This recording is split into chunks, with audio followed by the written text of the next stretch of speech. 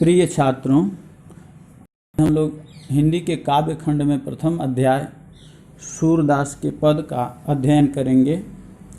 इसके लिए सबसे पहले हम लोग सूरदास के जीवन परिचय को जान लेते हैं। सूरदास का जन्म आगरा से मथुरा जाने वाली सड़क पर रुनकता नामक गांव में 1448 ईस्वी में हुआ था। विद्वानों में इनके जन्मांध होने के संबंध में मतभेद है। कुछ लोगों का विचार है कि सूर के काव्य में जैसा सजीव एवं स्वाभाविक चित्रण मिलता है, वैसा किसी जन्मांध से कदापि संभव नहीं हो सकता है। जनश्रुति के आधार पर वे इन्हें बाद में अंधा हुआ मानते हैं। सूरदास सारस्वत ब्राह्मण परिवार में पैदा हुए थे।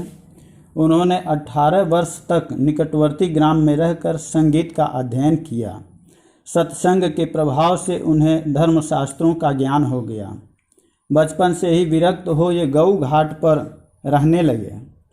वल्लभाचार्य को इन्होंने एक स्वरचित पद सुनाया, जिस पर प्रसन्न होकर उन्होंने इनसे कृष्ण लीला को छंदबद्ध करने का सुझाव दिया। ये वल्लभाचार्य के शिष्य बन गए और वहीं गोवर्धन पर्वत पर बने श्रीनाथ जी के मंदिर में कीर्तन करने के लिए रख लिए गए। सूरदास जी अष्टछाप के सर्वश्रेष्ठ कवि हैं। इनकी मृत्यु परसौली ग्राम में 1583 ईस्वी के आसपास हुई थी। सूरदास की रचनाएं इस प्रकार हैं। सूरदास के पदों का संकलन सूरसागर है, जिसमें विनय, भक्ति, विष्णु के अवतारों एवं पौराणिक कथाओं का निरूपण 12 अध्यायों में हुआ है। इसके अतिरिक्त सूर सारावली और साहित्य लहरी 2 और रचनाएं सूर की लिखी बताई जाती हैं, किंतु सूर सागर के ही पदों को छांटकर सूर सारावली और साहित्य लहरी में संकलित किया गया है। साहित्य लहरी में दृष्टिकूट के पदों का संकलन है।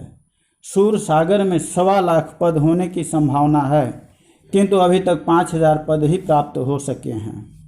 सूर की काव्यगत विशेषताएं हैं। उसमें पहला है जो भाव पक्ष है। सूरदास हिंदी के कृष्ण भक्ति शाखा के सर्वश्रेष्ठ सगुणोपासक भक्त कवि हैं, जिन्होंने श्रीमद् भागवत के 10वें स्कंध से श्री कृष्ण लीलाओं को पदबद्ध किया है। सूर की रचनाएं 3 प्रकार की हैं। पहला भक्ति भावना संबंधी पद है, दूसरा बाल चरित्र चित्रण संबंधी पद है और तीसरा गोपी प्रेम और श्रृंगार चित्रण है। व्यक्ति की दृष्टि से सूर के 3 रूप हमारे समक्ष आते हैं: भक्त, प्रेमी गायक तथा कवि। भक्त के रूप में उन्होंने विनय पद तथा कृष्ण की बाल लीलाओं का चित्रण, प्रेमी गायक के रूप में भ्रमर गीत और कवि के रूप में काव्यगत चमत्कारों और भावों का प्रदर्शन कर अपनी अद्भुत प्रतिभा का परिचय दिया है। सूर की कविता का क्षेत्र यद्यपि अत्यंत ही सीमित है, फिर भी उन्होंने अपनी काव्यगत क्षमता का स्पष्ट प्रदर्शन किया है। सूर के संपूर्ण काव्य में विनय, दाम्पत्य और माधुर्य भाव का सम्मिश्रण है।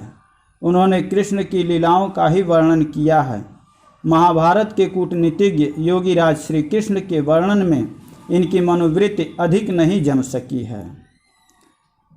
दूसरा कला पक्ष है, तो कला पक्ष में इनकी भाषा है। भाषा सूर की भाषा शुद्ध साहित्यिक ब्रज भाषा है, जिसमें यत्र तत्र संस्कृत और फारसी के शब्दों का भी समावेश है। ब्रज भाषा के काव्य को साहित्यिक भाषा का रूप प्रदान करने का श्रेय सूर को ही है। सूरदास की भाषा में सरलता, माधुर्यता और मार्मिकता है। शैली है, सूर की शैली गीत काव्य की शैली है, जिसके 3 रूप हैं।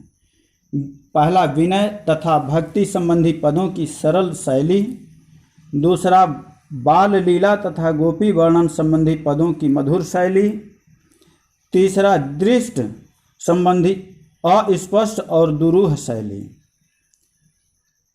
अब रस छंद अलंकार में है, तो सूर की रचनाओं में वात्सल्य, श्रृंगार तथा शांत रस का विशेष वर्णन हुआ है। कहीं कहीं हास्य, करुण, वीर और रौद्र रस के भी वर्णन मिल जाते हैं। अलंकारों की दृष्टि से सूर की रचनाओं में अनुप्रास, यमक, श्लेष, उपमा, रूपक, उत्प्रेक्षा, स्मरण आदि अलंकारों का वर्णन हुआ है। सूर का काव्य अलंकार को दृष्टि में रखकर तैयार नहीं किया गया है। उसमें अलंकार स्वाभाविक ढंग से आ गए हैं, अतः काव्य में अलंकार बोझिल नहीं प्रतीत होते हैं। सूर ने अपनी रचनाओं में मुक्त गेय पदों का प्रयोग किया है, जो विभिन्न राग रागिनियों में बांधे हुए हैं, जिन्हें गेय पद शैली का गीति काव्य कहा जा सकता है। सूरदास का साहित्य में स्थान। वात्सल्य और श्रृंगार में महाकवि सूरदास हिंदी के सर्वश्रेष्ठ कवि हैं।